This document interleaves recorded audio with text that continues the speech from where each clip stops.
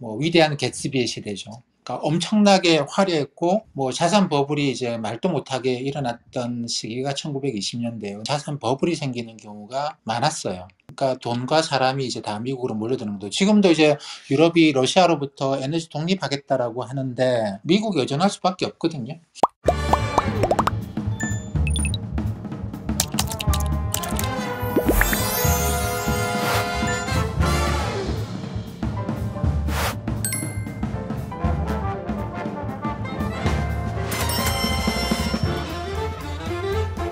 실제로 오늘 뭐 일군님하고 매월 그 첫째 주에는 시장의 동향에 대해서 글로벌 경제 그리고 금융시장에 대한 내용들을 다루기 때문에 오늘 말씀 주신 내용들을 다 좀 포함해서 얘기를 나눠보도록 하겠습니다. 일군님, 전쟁은 좀 소강 국면으로 넘어가는 것 같고요. 그렇죠. 반면 전쟁이 장기화되면서 다양하게 지금 물가, 인플레이션이 장기화될 거라는 예상, 그리고 아까도 나왔지만 장단기 금리가 사실 이제 붙었다가 이제는 아예 단기 금리가 올라가 버리면서 사실상 이게 경기 침체로 가는 시그널 중에 하나라고 판단을 하기 때문에 이 경기마저도 지금 내려앉는 거 아니야? 라는 얘기가 좀 있고요. 특히 최근에 또 중국이 심천에 이어서 중국의 최대 도시인 상하이가 코로나로 인해서 도시 전체를 봉쇄하는 국면이 이어지고 있고, 이것이 제로 코로나 정책을 쓰고 있는 중국의 입장에서 볼 때는 경제 성장률에 있어서 이것도 장기화될 경우에 상당히 좀 중국의 경기도 둔화되지 않겠느냐, 뭐 지금 다양한 얘기들이 지금 시장에 지난 3월에 좀 있었습니다.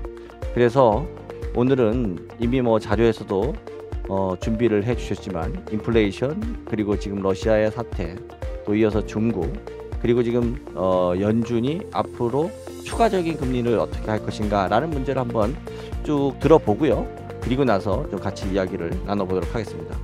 일군님, 네네. 네, 시작해볼까요?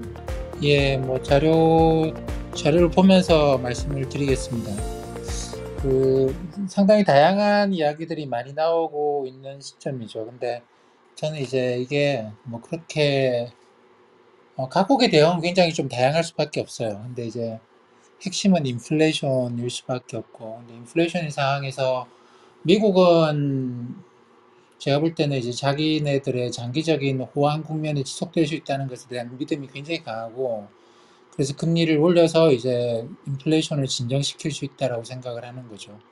근데 일본의 경우에는 사실 일본은 뭐 지금 가장 중요하게 생각하는 게 재무장일 거고, 재무장을 위해서 일본이 제조업이 국내에서 다시 제조업이 들어와야 되고 제조업이 부흥해야 되는 그런 상황이에요. 그래서 엔화 약세를 시키려고 무진장 많이 노력했는데, 왜냐하면 엔화 약세가 되면 제조업이 이제 해외로 나갔던 제조업이 다시 국내로 들어오고 국내에서 제조업이 만들어질 수 있는 거잖아요. 근데 그동안 이제 그렇게 모든 노력을 다 기울여도 엔화 약세가 힘들었는데, 뭐 이런 사태로 엔화 약세가 굉장히 쉽게 됐습니다. 그래서 일본은 굉장히 해피해하는 것 같고, 여기서 긴축을 하는 게 아니고 돈을 더 풀고 완화 정책을 더 써서 엔화 약세를 더 가속화시키고, 제조업에 이번에 제조업 부흥시키자, 뭐 이런 식으로 아예 그냥 완화 정책으로 가고 있는 것 같고, 중국은 사실 워낙 물가가 한번 올라가기 시작하면 걷잡을 수 없는 그런 나라기 때문에,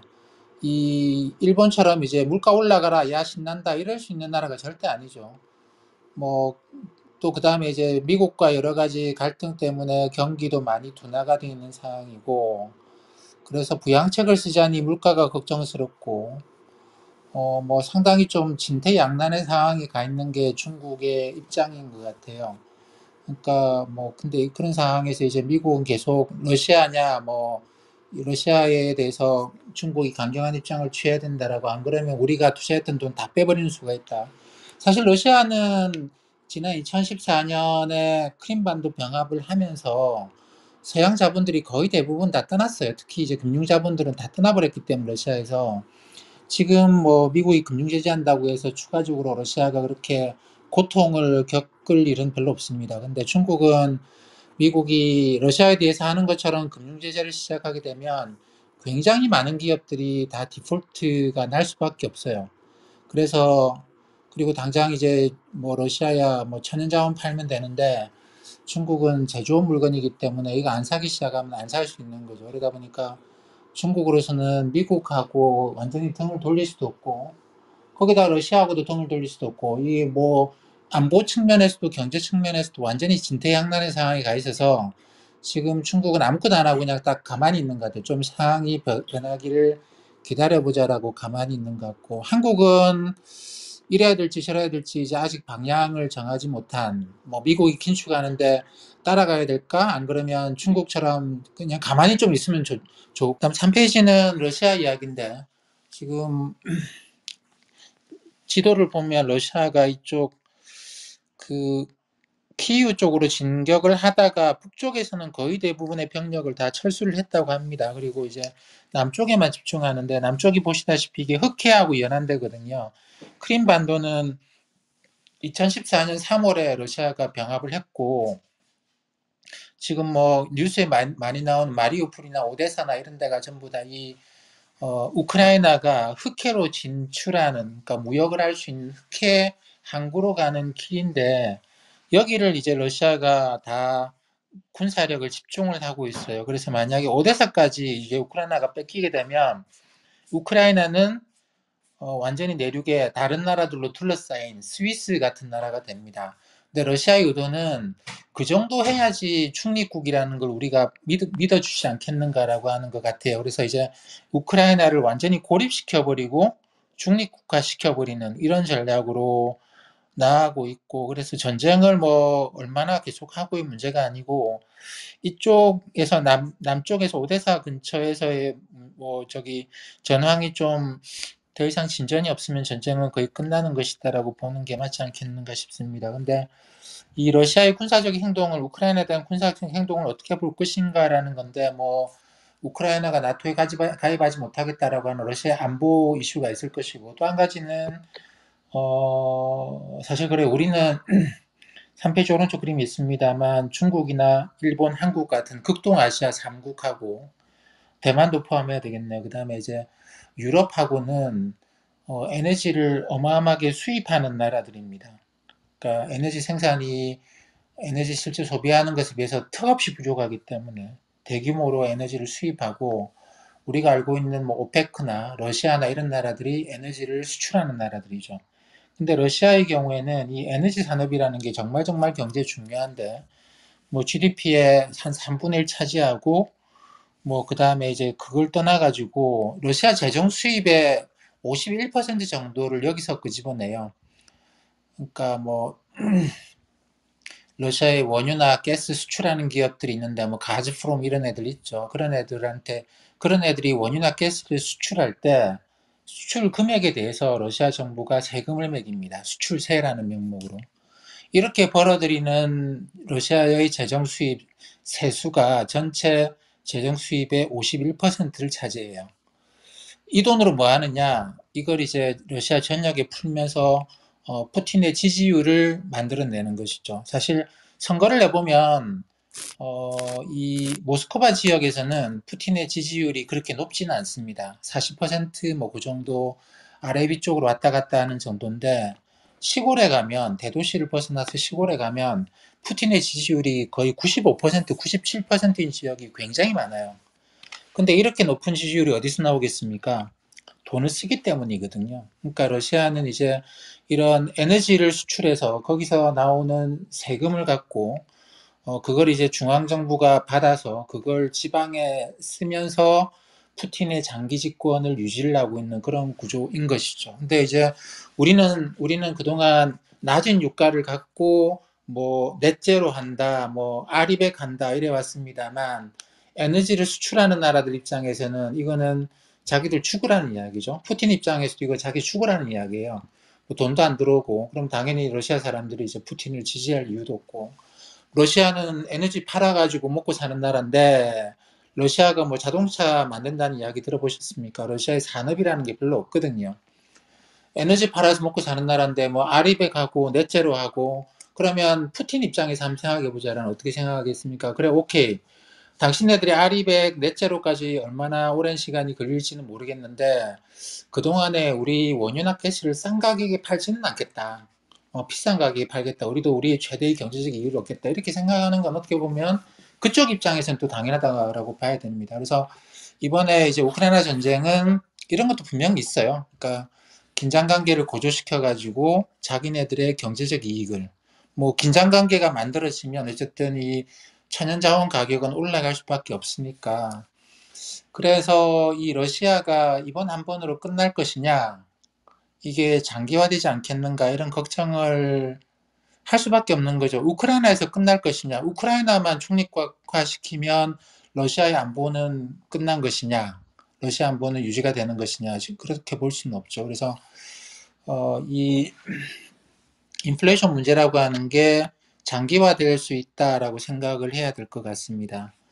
근데 그 인플레이션이라는 거는 네네네. 사실 이렇게 딱 상황을 놓고 보면 이게 그동안 우리가 지난 20세기에 몇 번을 봤던 건데 유럽이 이제 전쟁의 와중에 전쟁으로 또는 유럽이 혼란 상황에 들어가는 거예요. 러시아는 계속 서진을 해 나갈 것이고 어떻게든 그 와중에서 이제 유럽에서 지난 1920년대도 그렇고 유럽이 여러 가지 전쟁의 와중에 빠져들고 이러면서 유럽이 어려우실 때마다 사람과 돈이 미국으로 흘러 들어갔습니다. 그래서 유럽이 가장 힘들었던 1920년대 미국에서는 뭐 미국 사람들은 그걸 Roaring Twenties라고 부르는데 뭐 위대한 개츠비의 시대죠. 그러니까 엄청나게 화려했고 뭐 자산 버블이 이제 말도 못하게 일어났던 시기가 1920년대예요. 근데 1920년대 유럽은 굉장히 혼란스러웠던 거죠. 뭐 1차 대전 때도 그랬고 2차 대전 이후로도 그랬고 유럽이 힘들 때마다 미국도 어려운 게 아니고 미국은 자산 버블이 생기는 경우가 많았어요. 그러니까 돈과 사람이 이제 다 미국으로 몰려드는 거죠. 지금도 이제 유럽이 러시아로부터 에너지 독립하겠다라고 하는데 미국이 여전할 수밖에 없거든요. 그렇기 때문에 사실 미국은 이런 상황에서 자국 경제가 호황을 유지할 수밖에 없다라는 식의 생각을 하는 거죠. 자본주의에 대안은 미국밖에 없는 것이기 때문에 그래서 이제 유럽의 불행은 미국으로서는 경제적으로는 굉장히 플러스 요인일 수 있다라고 하는 게 최근에도 미국 주가가 올라가는 게 뭐 그런 이유다라고 생각을 해야 됩니다. 채권 시장에서 뭐 경기 침체 이야기도 하고 그러는데 제가 좀 이따 말씀드리겠습니다만 그거는 뭐 전혀 신경 쓸 필요가 없는 이야기고 사실 미국 연준으로서는 경기에 대해서는 자신이 있는 건데 이게 버블로 가지 않을까를 오히려 걱정해 나가는 그래서 금리를 계속 올려가면서 버블이 발생할 위험을 줄이는 게 연준이 가장 중점을 두는 부분이고 미국은 경기 침체를 걱정하고 그러는 상황은 아니에요. 역사적으로 보면 20세기 역사를 조금만 들여다보면 유럽이 지금같이 혼란스러운 상황, 러시아가 이거 뭐 몇 개월 하고 끝나는 게 아니고 향후 5년, 10년 동안 이런 이제 유럽에서 불안 정세를 만든다고 보면 왜냐하면 러시아는 최소한 지난 한 300년 이상 동안에 유럽에 어떨 때는 헝가리까지 들어왔다 나가고 어떨 때는 폴란드까지 들어왔다 나가고 2차 대전 때는 우리가 알듯이 동도까지 들어와 있었죠. 이런 식으로 지난 300년 동안 러시아 군대는 유럽에 이까지 밀고 들어오는 거를 여러 차례 반복해왔습니다. 그렇기 때문에 유럽 사람들 입장에서는 이번에 러시아의 움직임이 우크라이나에서 끝나는 게 아니고 여기서 계속 더 치고 들어올 것이다. 그래서 서진으로 보는 것이고 그렇게 보는 경향이 강하면 강할수록 미국은 오히려 더 버블로 들어갈 위험이 커지고 이런 걸로 봐야 됩니다. 그래서 미국으로서는 지금 이제 인플레이션을 진정시키고 버블을 진정시키고 뭐 두 가지 목적을 다 달성하기 위해서 금리를 올리는 그런 행동을 할 수밖에 없는 거다라고 생각을 하는데 뭐 인플레이션이 조금 지나서 6페이지로 넘어가겠습니다. 인플레이션 이야기는 지난달에도 좀 많이 해서 뭐 다음에 또 한 번 더 하죠. 6페이지부터 이제 금리 이야기인데 6페이지 왼쪽 그림은 금융시장에 대해서 관심 있는 분들은 많이 보고 계시는 이제 미 연준의 FMC 점도표입니다. 점도표인데 파란색으로 나와 있는 게 작년 12월 달에 발표한 점도표고요.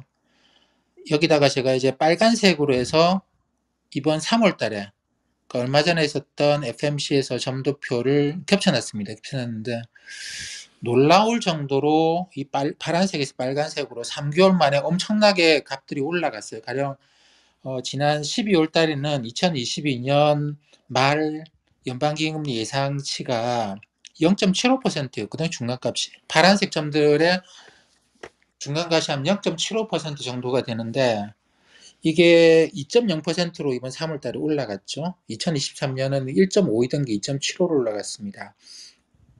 그러니까 갑작스럽게 연준의 이 FMC 멤버들이 올해 내년에 금리를 많이 올리겠다. 그전에는 점진적으로 조금씩 올리겠다 해서 갑자기 3개월 만에 입장이 확 바뀌어버린 거죠.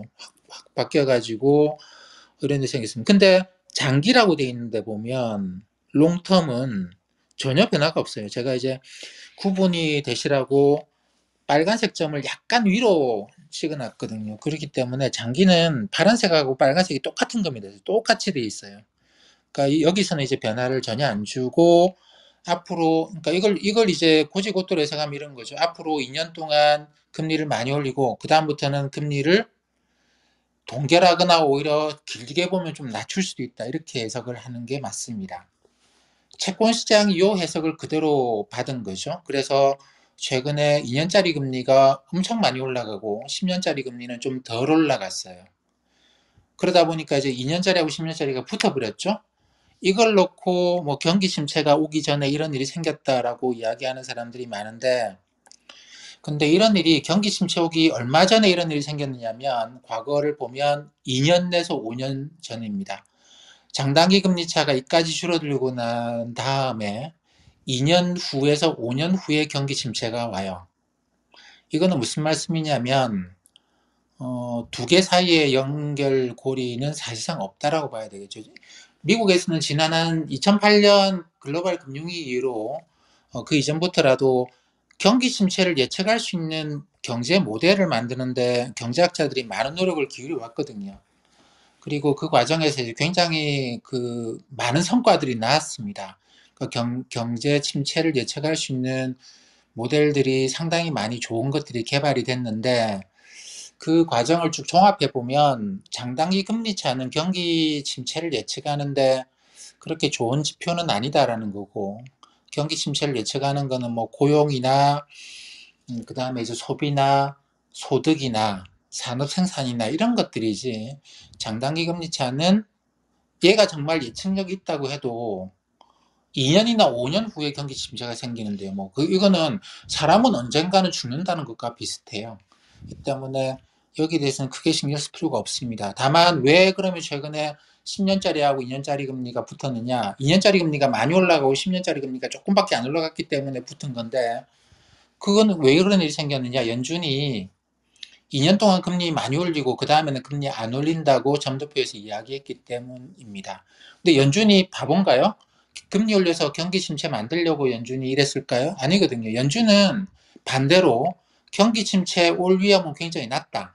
그렇기 때문에 우리가 지금 금리를 좀 빨리 올려도 좋겠다, 되겠다 라고 해서 이런 점도표를 만들었는데 시장에서는 이 점도표대로 행동하고 난 다음에 경기 침체 온다 이렇게 해석을 합니다. 그러니까 저는 이거는 시장이 원래 이런 경향이 있는데 전혀 신경 쓸 필요가 없는 거다라고 생각을 해요. 경기 침체 이야기는. 물론 이렇게 되면 유럽은 경기가 좋을 리가 없습니다.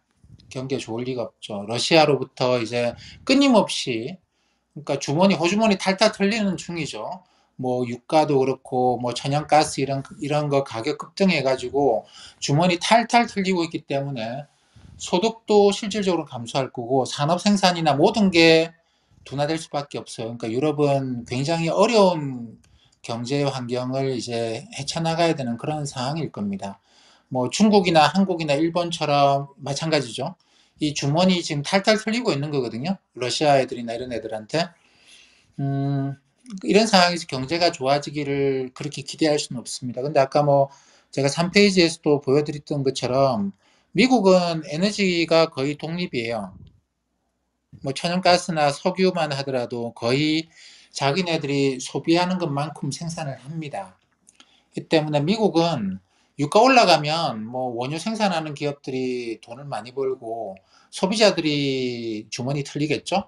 그게 안 좋다 싶으면은 의회에서 법을 만들어 가지고 한시적으로 원유 생산하는 기업들한테 세금을 많이 매기면 돼요. 이미 민주당의 일부 의원들이 이제 그런 법안을 발의하고 있는 상태이기도 합니다.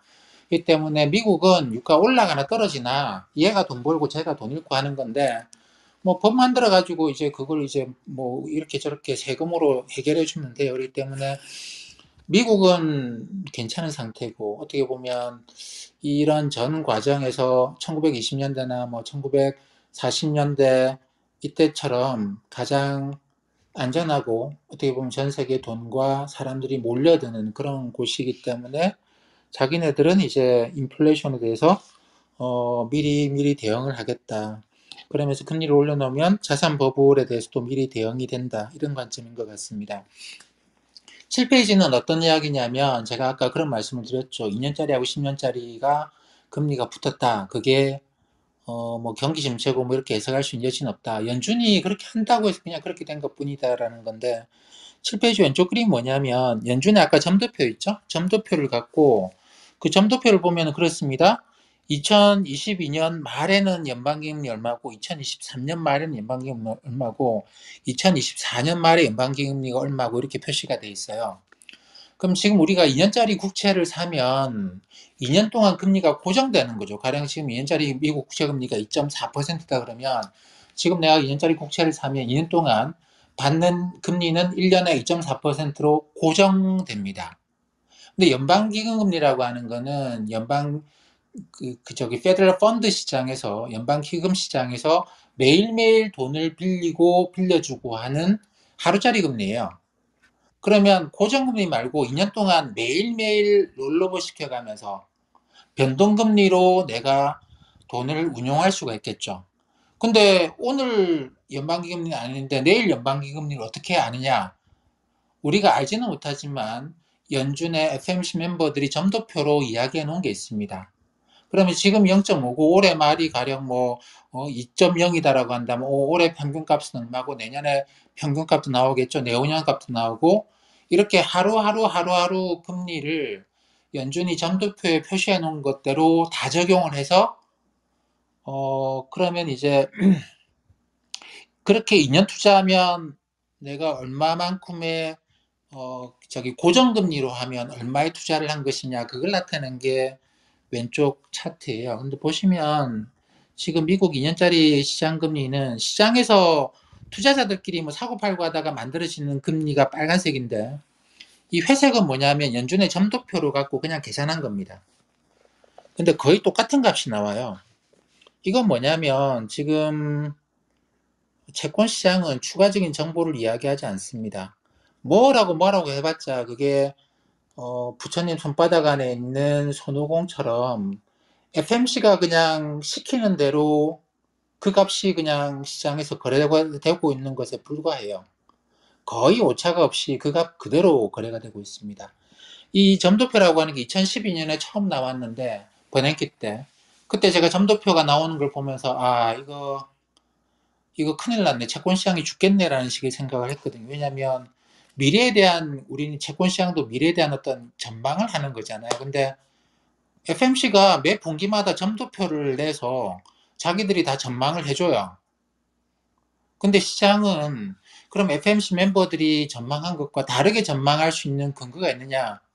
근거 없죠. 오히려 FMC 멤버들이 우리 시장보다 정보가 조금이라도 더 있으면 더 있지 없겠습니까? 그렇기 때문에 이렇게 되면 시장이 그냥 FMC 점도표에 끌려갈 수밖에 없는 환경이 될 거다라고 했는데 지금 한 10년쯤 됐는데 점도표가 나온 지 실제로 그렇게 되고 있다라는 겁니다. 10년짜리 금리는 어떻느냐? 10년짜리 금리도 마찬가지예요. 오른쪽에 표시해 놓은 게 아까와 같은 방식으로 왜냐하면 점도표에는 장기라는 것도 나와 있으니까 장기가 2025년, 2026년, 2017년부터 해가 쭉 한 10년 동안 이게 평균치다 생각을 하고 그런 식으로 10년 지금 고정금리로 내가 10년짜리 국채를 사면 2.4%씩 지금 10년씩 국채금리가 한 2.4 나오니까 그게 이제 10년 동안 고정으로 받는 건데 매일매일 10년을 롤오버 시켰다. 그 매일매일의 금리가 얼마냐? 그것도 점도표에 나와 있다라고 생각하고 계산을 내보면 지금도 이게 거의 똑같은 값이에요. 거의 똑같은 값입니다. 제가 과거부터 쭉 그려놨는데 뭐 처음에는 차이가 좀 있긴 했습니다만 사실 2017년 이후로는 그렇게 크게 차이가 난다고 말을 못하는 상황이 됐어요. 이것도 마찬가지로. 그러면 이게 무슨 이야기냐? 채권 시장은 죽었다라는 겁니다. 자기가 스스로 무슨 새로운 시장 가격을 발견하는 게 아니고 그냥 FMC에서 써주는 대로 그냥 뺏기고 있는 거죠. 뺏기고 있는 거.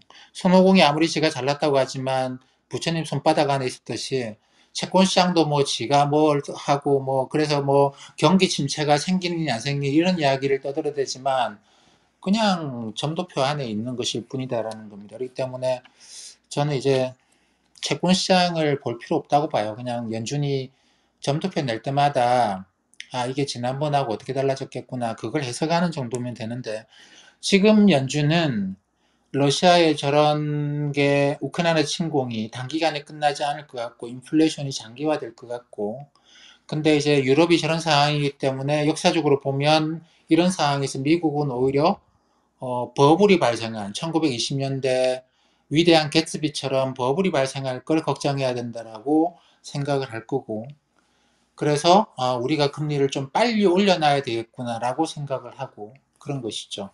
그렇게 생각하는 게 간단하고 뭐 2년 10년이 역전되고 뭐 그런 거는 생각하실 필요 없다고 봅니다. 진짜로 경기 침체 위험이 생기면 연준이 금리 인상을 확 줄여버리겠죠. 자기들도 바보가 아니니까. 그러면 또 경기 침체가 안 올 겁니다. 때문에 경기 침체에 대해서는 뭐 생각하실 필요는 없지 않겠나 싶어요. 그리고 금리에 대해서 좀 더 이제 좀 더 전문적인 해석을 원하시는 분들을 위해서 제가 8페이지 오른쪽 그림을 잠깐 말씀을 드리면 이 금리라고 하는 게 명목 금리도 있고 실질 금리도 있습니다. 뭐 우리나라도 있습니다. 미국에도 물가연동 국채가 있죠. 물가연동 국채에서 만들어지는 금리는 명목 금리가 아니고 실질 금리. 인플레이션은 이 채권을 사면 앞으로 물가가 3% 올라가면 3% 이자를 더 줘요. 10% 올라가면 10% 이자를 더 줍니다. 이런 채권이 물가연동 국채거든요. 그러니까 인플레이션 생각할 필요가 없는 채권이 있는데 그 채권의 금리가 지금 미국에서는 마이너스 0.5%입니다. 오른쪽 그림에 빨간색 차트가 지금 마이너스 0.5인데 이걸 우리가 실질금리라고 이야기를 하는 거죠. 근데 이게 말이 안 되게 낮아요. 말이 안 되게 낮습니다. 13년 그때 한번 이까지 내려갔었는데 이거는 미국 경제가 정말 안 좋다. 채권 시장에 있는 사람들 이 그래프 가지고 뭐라고 해석하느냐 하면 미국 경제가 곧 망할 것 같다. 그러니 실질금리가 이렇게 낮지. 뭔가 지금 우리가 모르고 있는 뭔가가 미국 경제 망할 것 같다. 일본처럼 뭐 유럽처럼 마이너스 금리 아니냐 망할 것 같다는 이야기를 하는데 그것도 역시 천만에입니다. 이것도 역시 마찬가지로 연준의 손아귀 안에 있는데 이게 왜 마이너스냐? 연준이 QE2 할 때 이게 마이너스였어요. 2013년 그때 QE2 하면서 이게 금리가 실질금리 확 떨어졌는데 연준이 의도적으로 요 금리를 확 낮춰 놓은 거죠. 장기 금리를 떨어뜨리려고. 지금도 그 상태인데 지금 뭐 2020년부터 팬데믹 됐던 QE를 QE4라고 한다면 지금도 QE4가 이제 막 끝났는데 그 연준이 국채를 사주니까 이 채권도 금리가 마이너스 0.5%까지 떨어진 건데 이제 5월달부터 QT를 한대잖아요. 연준이 갖고 있는 채권을 팝니다. 그럼 이 금리도 올라갑니다. 이 금리 올라가고 그래서 저는 지난 3월달에 FMC를 하면서 연준이 향후 2년 동안 금리를 많이 올리겠다고 이야기를 했어요. 그것 때문에 최근에 어, 단기 금리 중심으로 해서 금리가 뭐 한국도 그렇고 미국도 그렇고 급등을 했죠. 근데 미국을 보면 장기 금리는 별로 안 올랐어요.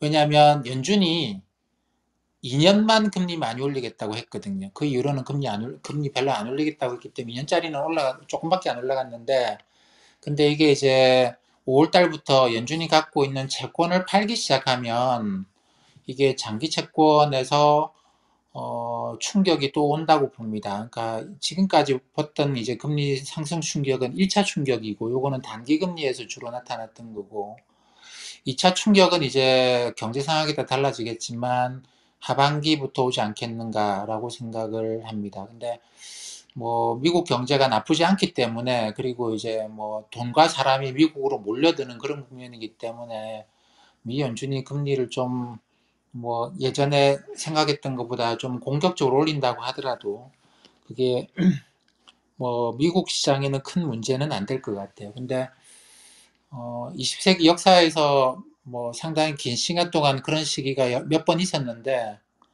그럴 때 그러면 미국이 좋을 때 유럽도 좋고 다 좋았느냐? 그게 아니죠. 다른 나라가 안 좋으면서 미국만 좋은 경우가 꽤 오랫동안 이어졌습니다. 걱정스러운 거는 이번에도 그럴 위험이 있다라는 것이죠. 사실 우리도 뭐 어떻게 어떻게 해야 될지 모르는 그런 상황이거든요. 전기요금, 뭐 그다음에 대중교통요금, 이거 다 어떻게 할 겁니까? 이거 다 현실화시켜 버리게 되면 이 상당히 심각한 문제가 있죠. 근데 뭐 그걸 안 한다고 해서 기업들이 압박을 안 느끼느냐? 뭐 수입하는 모든 것들이 가격이 올라가는데 기업이 그러면 비용이 많이 올라가요. 이 상태를 그대로 방치하면 기업 이익이 많이 깎여 내려가죠. 그러면 주가 지수가 좋을 이유가 전혀 없습니다. 근데 미국은 물가 올라간 걸 소비자 가격으로 다 전가를 시켰어요. 소비자 물가도 올라갔고, 소비자들은 임금도 또 그만큼 올라갔습니다. 그렇기 때문에 기업도 손해본 건 없어요. 뭐 원유나 비용이 올라갔지만 비용 상승분을 다 소비자 물가에 전가시켰고, 소비자들은 물가는 올라갔지만 또 소득이 올라가서 실질 소득은 또 그대로 유지가 되고 있고, 그러면 누가 손해를 받느냐 하면 그냥 화폐 가치만 떨어졌어요. 화폐 가치만 떨어졌는데, 우리나라를 포함한 유럽도 그렇고 중국도 그렇고 대부분의 나라들이 이 기업의 비용은 올라갔는데 이걸 소비자 물가로 전가를 못 시키고 있습니다. 이 때문에 기업의 이익이 이제 미국을 제외하면 대부분의 나라들이 다 다치는 그런 국면에 들어가 있고, 미국은 이 와중에서도 기업 이익이 잘 안 다치는, 그러다 보니까 이제 홀로 주식시장에서 홀로 독야청청하고 있는 그런 상황인데, 이게 지금 같은 경제 환경이 계속돼 버리면 이런 일이 이제 장기화될 수 있다라는 그런 걱정들을 좀 해야 될 것 같습니다. 9페이지는 진짜로 미국이 경기 침체 위험이 있는지 없는지를 어떻게 판단하느냐. 아까 제가 그런 말씀을 드렸죠, 그죠? 지난 몇 년 동안, 지난 뭐 10년 이상 동안에 여러 가지 모델이 개발됐다고. 근데 그 중에서 성공적인 모델 한 가지가 여기 나와 있는, 제가 이제 왼쪽 그림에 표시해 놓은 건데, 이게 음영으로 표시해 놓은 구간이 MBR이라고 전미경제협회가 사후적으로 경기 침체가 이때 있었다라고 확정지은 그 구간입니다. 경기 침체 확정된 구간이고, 경기 침체 확률이라고 제가 이제 까만색 선으로 표시해 놓은 거는 사전적으로 계산을 하는 값이에요. 거의 똑같이 맞아 들어가죠. 그러니까 이게 이제 지난 한 10여 년 동안 미국 경제학계가 이루어 놓은 성과인데, 미국은 지금 이제 자기네들이 경기 침체까지도 예측한다. 이 때문에 우리가 경기 침체 올 것 같으면 이런 예측 모델들이 있기 때문에, 이런 예측 모델들을 돌려봐서 경기 침체가 올 것 같으면 금리를 인상을 멈추고 오히려 금리 인하를 하면서 경기 침체 위험을 낮추고 정부가 재정을 퍼부으면 되는 거 아니냐. 그러니까 경기 사이클을 우리가 관리할 수 있다라는 그런 자신감이 상당히 강할 때입니다.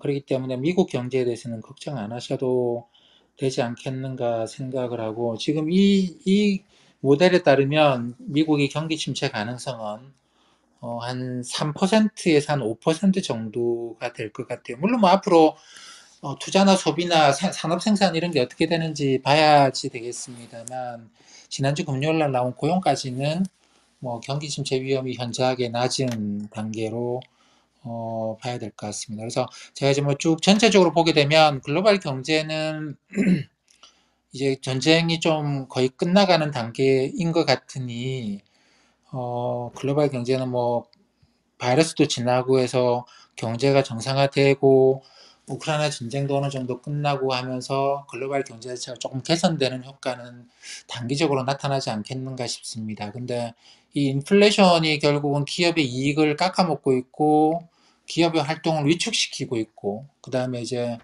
러시아의 서진이 유럽 사람들을 두려워하게 하고 돈과 사람을 미국으로 몰리게 하면서 미국은 호황 인상이 계속 유지가 되고 다른 나라들은 이제 겨우겨우 어떻게 헤쳐나가려고 노력하는데 이 높아진 물가 때문에 유가나 원자재 가격이 높아져서 뭔가를 해 나가기가 그렇게 쉽지 않은 그런 상황에 계속 놓이지 않겠는가 생각을 합니다. 네, 이상입니다. 제 의견을 잘 이렇게 적어서 공유하지는 않는데 지난주에는 한번 우크라이나 사태 어느 정도 좀 소강 국면되는 것 같아서 좀 짧게 좀 글을 써서 우리 투자 이야기 방에도 좀 공유를 했었습니다. 그때 대부분 얘기 주요 내용이 어떤 거였냐면 우크라이나 사태는 예견됐던 거지만 여전히 생각했던 것처럼 미국과 러시아라는 이런 패권 국가 중심의 전략적 이익이 각각의 지역에서 완료되는 것 같다라는 얘기를 좀 드렸었어요. 첫 번째는 미국 연합, 그러니까 유럽 연합, 그 나토 내에서의 미국의 영향력이 확실히 강해졌죠. 아까 또 일구님도 말씀 주셨지만 유럽의 이런 불안이 지속될 때 사실 미국은 캐세라케라 사실은 엄청난 호황을 누려왔었기 때문에 미국 입장에서는 사실 유럽에서 잃었던 주도권을 경제적인 측면 또 외교 안보적인 측면에서 상당한 베네핏을 가져간 게 아닌가라는 생각이 들고 그리고 저는 러시아가 버티고 있잖아요. 러시아가 버틸 수 있다고 저는 생각하거든요. 이유는 러시아는 자급자족 경제입니다. 글로벌 밸류 체인 하에서 러시아가 전기나 그러니까 에너지나 뭐 물이나 곡물이나 그러니까 뭐 사실 이런 문제에 있어서 러시아는 미국과 함께 자기 혼자 독고다이해서 그 고립해서 버틸 수 있는 경제 체제를 가지고 있다는 게 되게 중요한 것 같아요. 중국만 해도 사실 아까 우리 일군님 말씀 주신 것처럼 석유 에너지 수입 못하면 국가가 멈춰버리는 나라거든요. 뭐 유럽도 마찬가지고요. 우리나라도 마찬가지고. 그래서 사실은 자급자족 경제 체제를 구축하는 것, 그게 자주 국방 포함해서 식량 안보, 에너지 안보 이런 부분들이 너무나 중요한 시대가 됐다. 이게 어떻게 보면 글로벌 메가 트렌드다.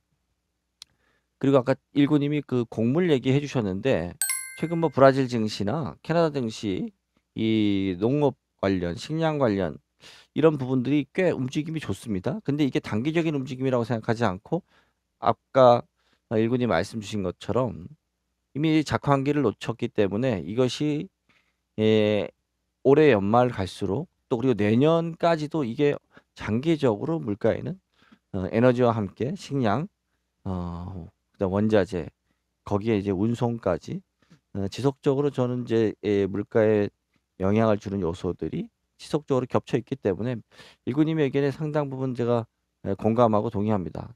그리고 특히 마지막에 말씀 주셨던 부분 있잖아요. 인플레이션은 결국은 돈의 가치를 떨어뜨립니다. 그게 미국이 됐든 중국이 됐든 유럽이 됐든 일본이 됐든 우리나라가 됐든 돈의 가치가 떨어지는데 내가 이 돈을 어떻게 할 것이냐가 되게 중요한데 그래서 여전히 다시 또 티나라는 얘기가 나옵니다. 다른 대안이 없다. 결국은 주식을 사야 된다. 주식을 사지 않으면 또 자산을 사지 않으면 내 돈의 가치는 가만히 있으면 떨어진다. 그래서 사실 어떠한 자산을 사야 되느냐라는 측면에서 경기 침체 가능성이 상대적으로 낮고 또 기축 통화를 보유하고 있는 국가인 미국 달러 자산에 투자해야 된다라는 형태로 다시 이제 돌고 돌아서 귀결이 되는 게 아닌가 싶습니다. 일구님, 네네. 마지막으로 뭐 추가 첨언하실 내용 있으신가요? 음, 그 뭐 첨언이라기보다는 지금 상황이 워낙 좀 복잡하기 때문에 미국은 확실하게 입장을 정했고, 일본도 확실하게 입장을 정했고, 러시아도 확실하게 입장을 정했고, 근데 뭐 유럽이나 중국이나 한국은 아직까지 확실하게 입장을 정하기는 좀 어려운 국면인 것 같아요. 그래서 좀 지켜볼 필요는 있는 것 같고, 입장을 정한 나라들에 대해서는 가령 일본에 투자를 하겠다. 일본은 어 저기 환해지하고 투자를 해야 되겠죠, 그죠? 환해지하고 투자를 하면 뭐 나쁘진 않을 것 같습니다. 그 제조업. 네. 근데 그 걔네들의 목표가 재무장이기 때문에 우리가 이제 그토록 그 싫어하는 일본의 재무장으로 가기 위해서 하는 거긴 한데, 뭐 어쨌든 일본도 자기 나라 미래는 자기가 선택할 권리가 권한이 있으니까. 근데 일본도 그래서 제조업을 이제 부흥시키는 방향으로 갈 거예요. 미국은 또 그런 방향으로 가고, 그래서 그런 식의 이제 뭐 자기 미래에 대해서 지금의 환경이 좀 미국이나 일본한테는, 그리고 러시아한테 확실히 우호적인 것 같아요. 네. 우호적이고, 예, 유럽이나 중국이나 한국한테는 상당히 좀 혼란스러운 상황이고, 거기 맞춰서 투자의 방향을 좀 정하시면 될 것 같습니다. 네, 고맙습니다. 오늘도 우리 일구님이랑 함께 한 1시간가량 그 글로벌 그 경제 및 금융시장에 대해서 알아봤습니다. 또 이제 5월에 첫째 주 다시 한번 일군이 모셔서 얘기 나눠보는 걸로 하겠습니다. 일군님 오늘 수고하셨습니다. 고맙습니다.